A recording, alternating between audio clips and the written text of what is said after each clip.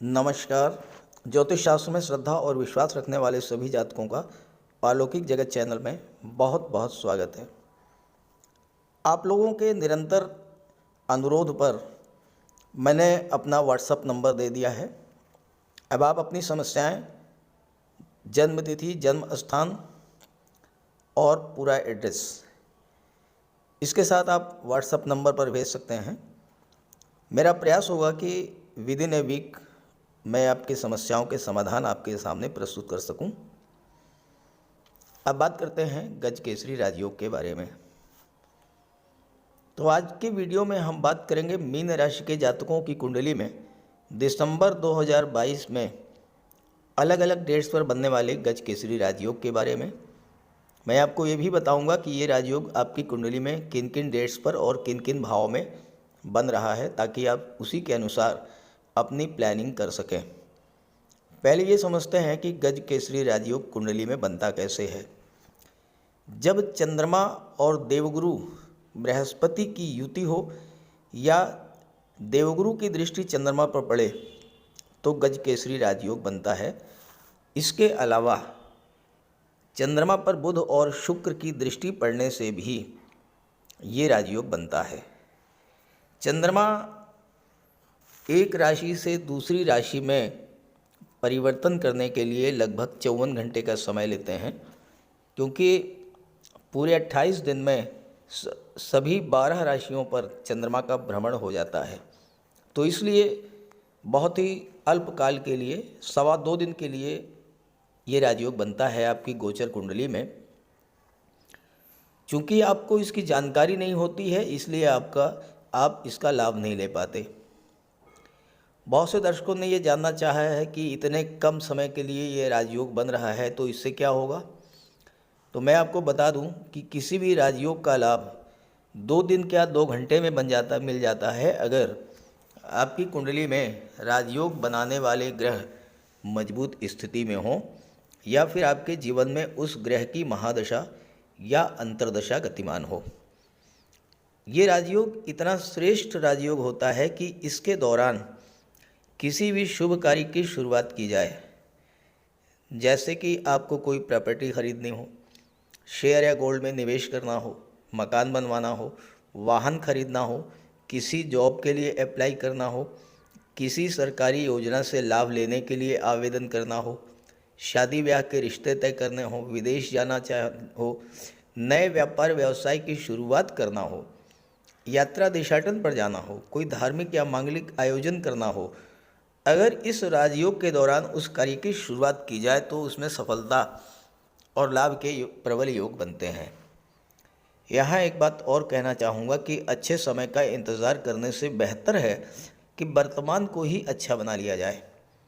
साथ ही जब भी आपके जीवन में शुभ समय आए, शुभ योग बने, उसका पूरा लाभ उठाया जाए। इसी उद्देश्य से ये वीडियो अपलोड कर रहा हूँ, ताकि आपको शुभ समय की, शुभ मुहूर्त की जानकारी हो सके और आप शुभ समय पर शुभ कार्यों की शुरुआत करें और उसका पूरा लाभ उठाएं। ये विश्लेषण आपकी चंद्र राशि के आधार पर किया जा रहा है और वीडियो के अंत में मैं आपको ग्रहों के उपाय भी बताऊंगा। तो चलिए वीडियो शुरू करते हैं। तो ये है मीन राशि के जातकों की कुंडली। आपके लग्न के स्वामी देवगुरु बृहस्पति हैं और देवगुरु बृहस्पति लग्न के भाव में ही गोचर कर रहे हैं। शुक्र और बुध दशम में गोचर कर रहे हैं, शनि लाभ के भाव में अपनी ही राशि में। मैंने राहु और केतु यहाँ पर दिखाए हैं, सिर्फ इसलिए दर्शाए हैं कि आपको ये समझने में आसानी हो कि ना तो राहु की और ना ही केतु की किसी की भी दृष्टि देवगुरु पर नहीं पड़ रही है। और इस तरह से देवगुरु केंद्र के भाव में है, स्वराशि में है, हंस राजयोग बना रहे हैं, तो अपना पूरा फल देने में सक्षम होंगे। अब यहाँ पर एक ज्योतिषीय सूत्र की मैं चर्चा करना चाहूँगा कि अगर 2 ग्रह किसी इवेंट को वेरीफाई करें, किसी घटना को वेरीफाई करें, तो वो घटना घटित होती है।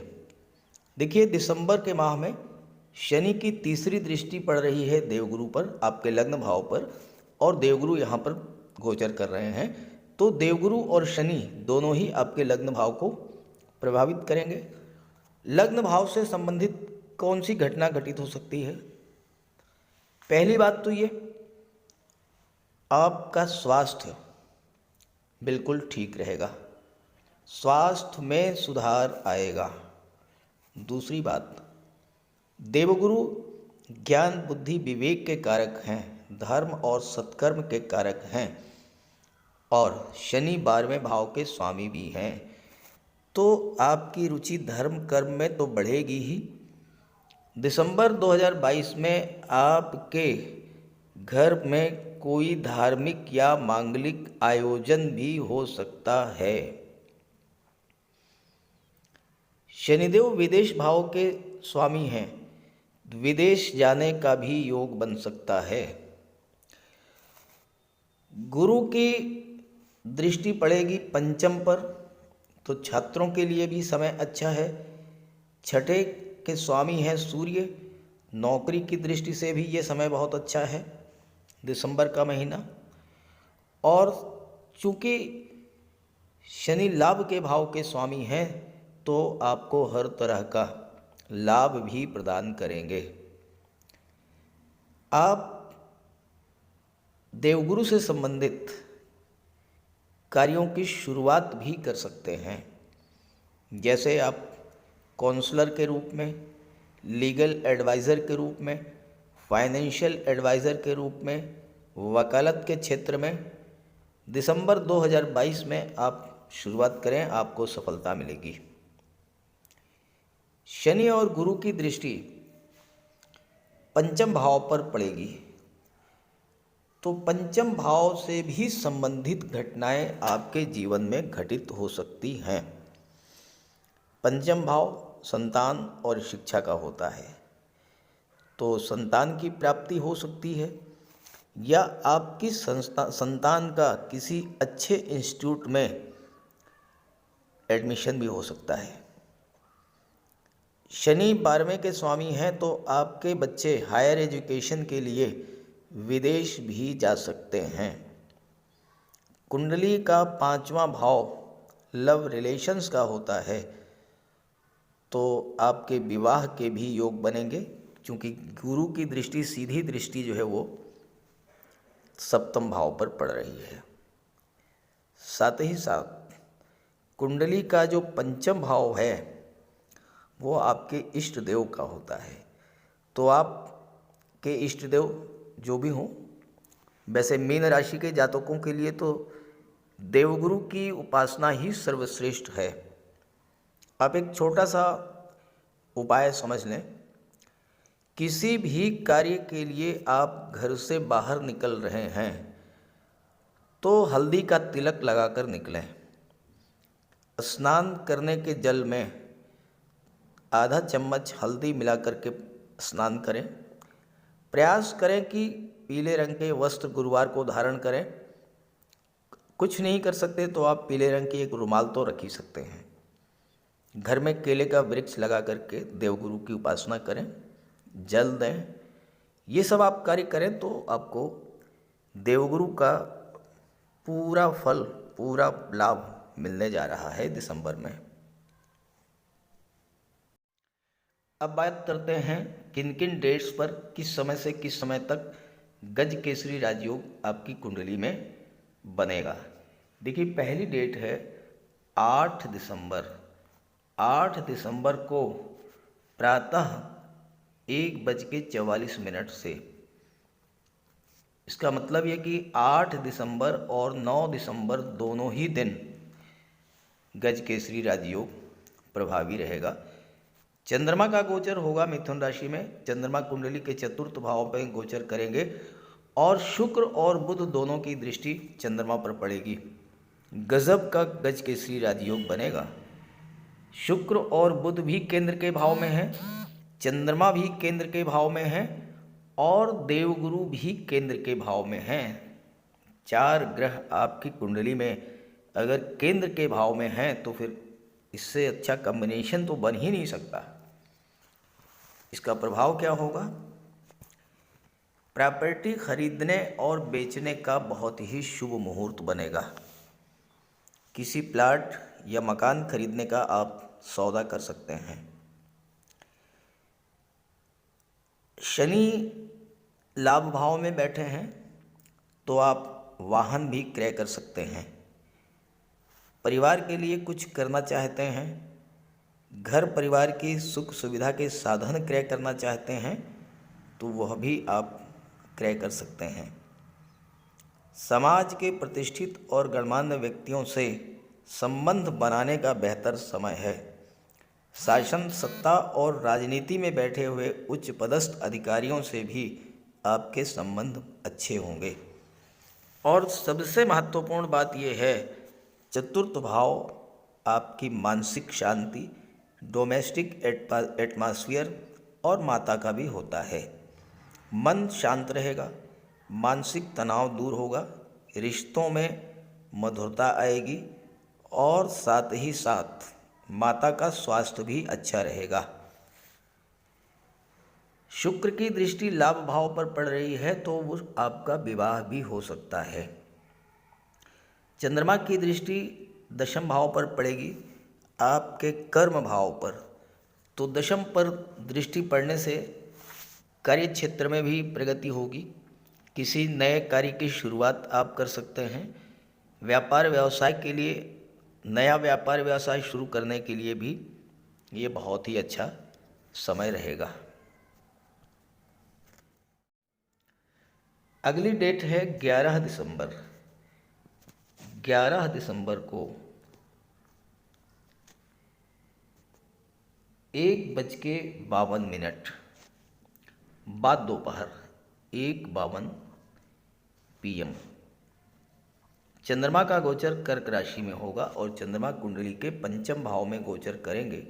देवगुरु की दृष्टि पड़ेगी चंद्रमा पर, गज केसरी राजयोग बन गया। 11 नवंबर, 11 दिसंबर, 12 दिसंबर और 13 दिसंबर तीनों ही दिन ये गज केसरी राजयोग आपकी कुंडली में बनेगा। छात्रों के लिए ये समय बहुत अच्छा रहेगा। शिक्षा प्रतियोगिता को लेकर अगर अभी तक अनिर्णय की स्थिति बनी हुई थी तो वो दूर होगी। क्योंकि चंद्रमा आपका मन है, देवगुरु ज्ञान बुद्धि विवेक के कारक हैं, तो देवगुरु की दृष्टि चंद्रमा पर पड़ने से आपका ज्ञान बुद्धि विवेक जागृत होगा और आपकी बौद्धिक क्षमता बढ़ेगी, इंटेलिजेंस पावर, मेंटल पावर बढ़ेगी, मेमोरी पावर और ग्रेस्पिंग पावर बढ़ेगी। और चूंकि सूर्यदेव हैं छठे भाव के स्वामी, तो छठा भाव नौकरी का होता है। सूर्यदेव देवगुरु के भी मित्र हैं और चंद्रमा के भी मित्र हैं, तो ऐसे में जॉब मिलने के भी योग बनेंगे। इस गोचर काल में, इन 54 घंटों में आपका कोई रिजल्ट आता है तो वो आपके फेवर में होगा। कोई आप एग्ज़ाम देते हैं वह भी आपके फेवर में होगा। शिक्षा और प्रतियोगिता को लेकर के ये 3 दिन बहुत ही महत्वपूर्ण होंगे। 16 दिसंबर को चंद्रमा राशि परिवर्तन करेंगे और 2:04 पर 2:04 पर बाद दोपहर 2:04 PM पर चंद्रमा कन्या राशि में गोचर करेंगे और कुंडली के सप्तम भाव में गोचर करेंगे। देवगुरु की दृष्टि चंद्रमा पर पड़ेगी और चंद्रमा पर देवगुरु की दृष्टि पड़ेगी। सम सप्तक दृष्टि संबंध बनेगा और सप्तम भाव से संबंधित फल आपको प्राप्त होंगे। सप्तम भाव और लग्न भाव ये दोनों ही बहुत महत्वपूर्ण भाव होते हैं, क्योंकि सप्तम भाव से आपके सेकंड इनिंग, लाइफ की सेकंड इनिंग की शुरुआत होती है, गृहस्थ जीवन की शुरुआत होती है। चंद्रमा अत्यंत शांत शीतल ग्रह हैं, शुभ ग्रह हैं और देवगुरु भी सर्वाधिक शुभ ग्रह माने जाते हैं। तो देवगुरु की दृष्टि पड़ने से आपका मन शांत रहेगा, मन में अच्छे विचार आएंगे। पति पत्नी के बीच, प्रेमी प्रेमिका के बीच में या बिजनेस पार्टनर के बीच में किसी प्रकार का अगर कोई तनाव था, उसको दूर करने का सर्वोत्तम समय ये रहेगा। आपका मन शांत होगा और आप शांत मन से बैठ करके जब विचार करेंगे तो आपको एहसास हो जाएगा कि कहाँ पर कमी है जिसकी वजह से तनाव बढ़ रहा है। और दूसरी बात, जब आप एक दूसरे की बात को सुनेंगे, समझेंगे, तो स्वाभाविक है कि कैसी भी कटुता हो वो समाप्त होगी। विवाह के रिश्ते तलाश करने के लिए या फाइनलाइज करने के लिए भी ये समय बेहतर है। इस राजयोग के बनने पर आप विवाह भी कर सकते हैं और ये विवाह अस्थाई योग होगा। सप्तम भाव व्यापार का भी होता है। सप्तम भाव तुला राशि का होता है। तुला राशि है न्याय, तुला राशि है संतुलन, तुला राशि है व्यापार। तो आप जीवन में संतुलन बनाकर चलेंगे, व्यापार को नई ऊंचाइयों तक ले जाएंगे। अगली डेट है 20 दिसंबर। 20 दिसंबर को प्रातः 2:57 पर 2:57 AM चंद्रमा वृश्चिक राशि में गोचर करेंगे, भाग्य भाव में गोचर करेंगे। देवगुरु की नवम दृष्टि पड़ेगी चंद्रमा पर और गज केसरी राजयोग बन गया। ये राजयोग आपकी कुंडली में 20 और 21 दिसंबर में पूरी तरह से प्रभावी होगा।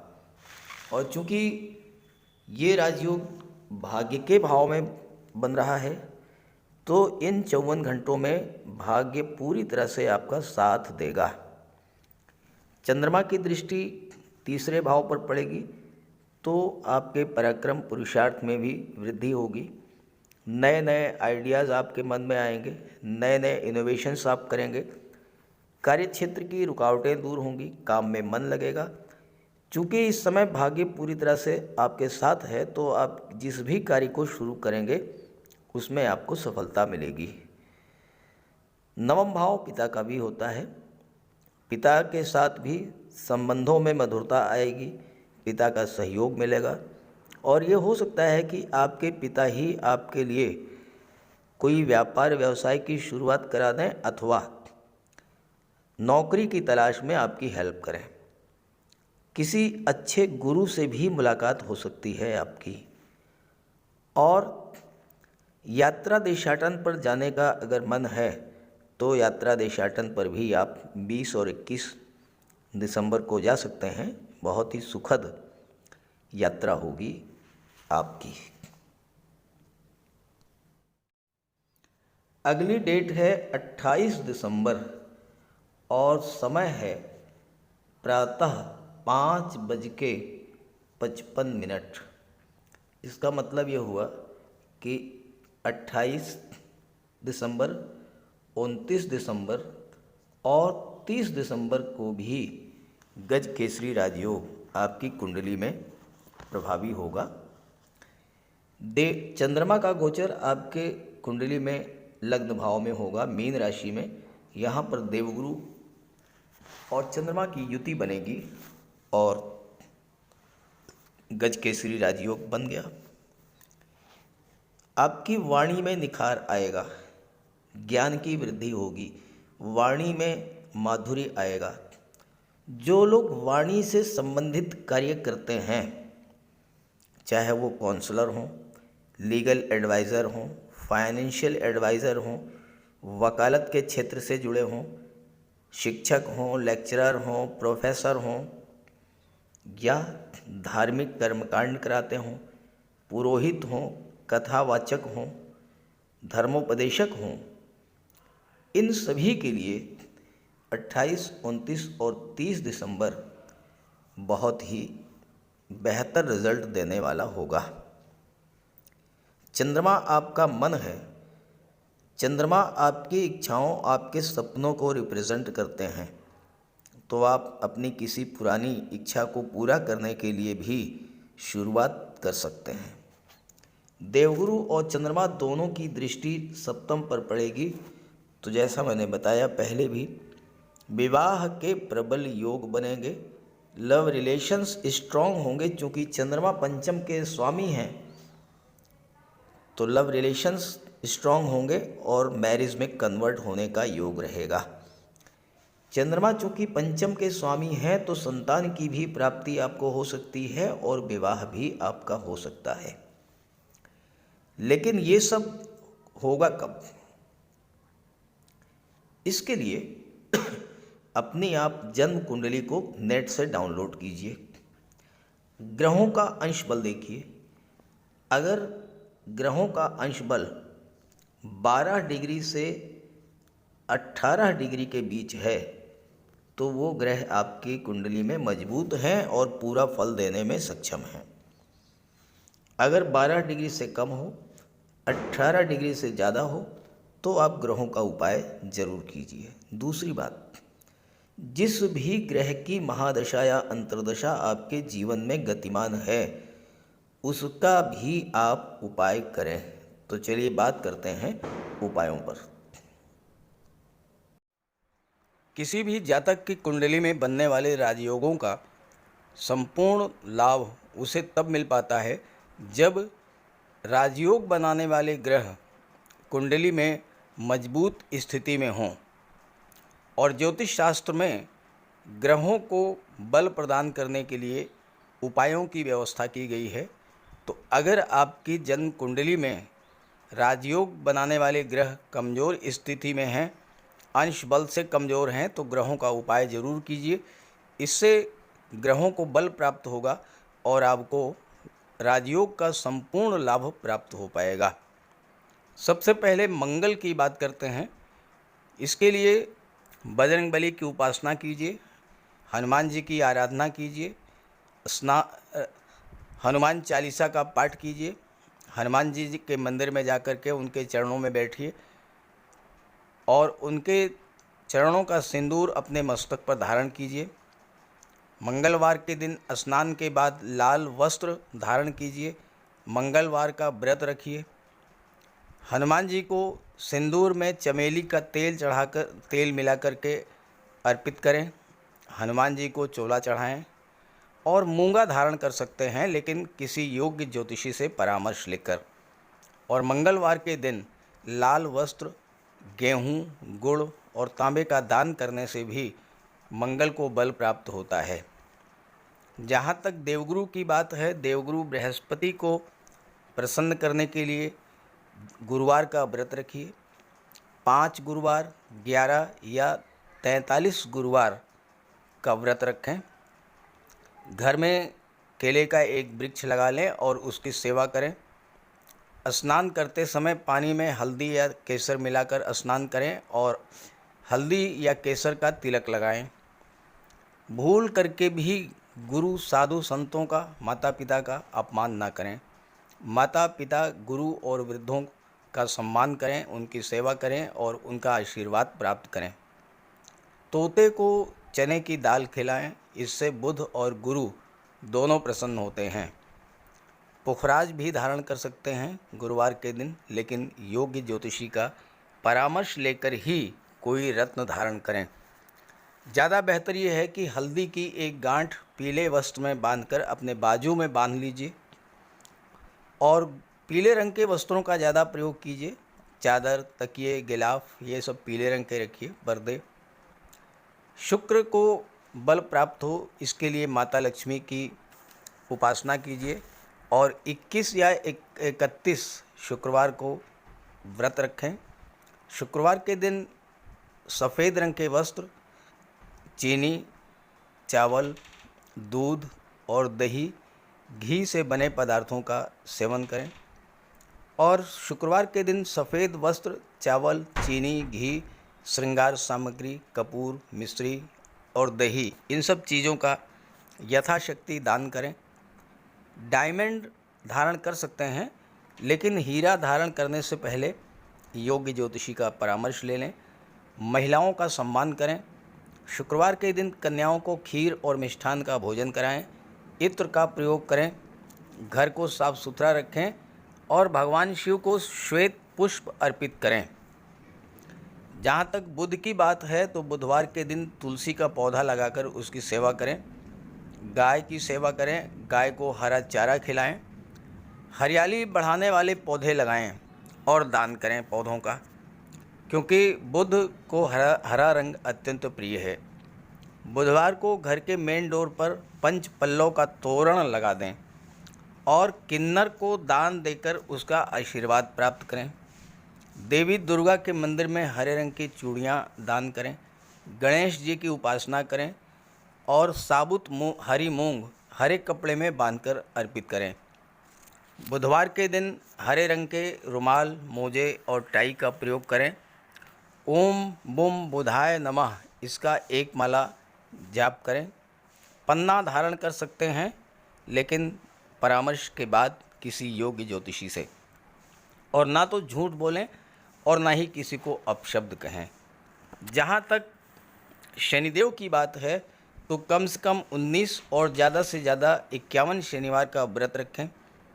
पीपल के वृक्ष के नीचे सरसों के तेल का दीपक जलाएं। शनिवार के दिन एक प्याले में, एक कटोरी में सरसों का तेल लेकर के उसमें अपना चेहरा देखिए और फिर उस तेल को दान कर दीजिए। उड़द से बनी पंजीरी, पकौड़ा, चीला, बड़ा, इन सब का सेवन करिए। सरसों के तेल में बने भोज्य पदार्थों का सेवन कीजिए। शनिवार के दिन कंबल, जूता, चप्पल, लोहा, काला तिल, काला उड़द, काले वस्त्र और जटा वाले नारियल दान दें। नीलम धारण कर सकते हैं, लेकिन नीलम धारण करना किसी योग्य ज्योतिषी से परामर्श लेकर धारण करें, क्योंकि नीलम रंग से राजा भी बना देता है और कभी कभी अगर नीलम आपके लिए शुभ नहीं हुआ तो राजा से रंक भी बना देता है। इसलिए नीलम का प्रयोग बहुत सोच समझ कर करें। ज़्यादा बेहतर ये है कि आप गरीबों की हेल्प करें। कोई भी गरीब, लाचार, असहाय, दिव्यांग व्यक्ति आपके पास आता है, मदद कीजिए यथासंभव और किसी भी गरीब व्यक्ति को कष्ट ना दें। साथ ही साथ ऐसे कार्य ना करें जो कि शनिदेव को पसंद नहीं है। शनिदेव को छल, कपट, झूठ, फरेब, बेईमानी, आलस्य ये सब पसंद नहीं है, तो ऐसे कार्य मत कीजिए। और शनिदेव को अनुशासन, परिश्रम, मेहनत, ईमानदारी और सच्चाई ये पसंद है, तो ये आप अपने अंदर इन गुणों को विकसित करें, शनिदेव प्रसन्न होंगे। तो उपाय ज़रूर कीजिएगा, इससे आपको लाभ होगा। नमस्कार।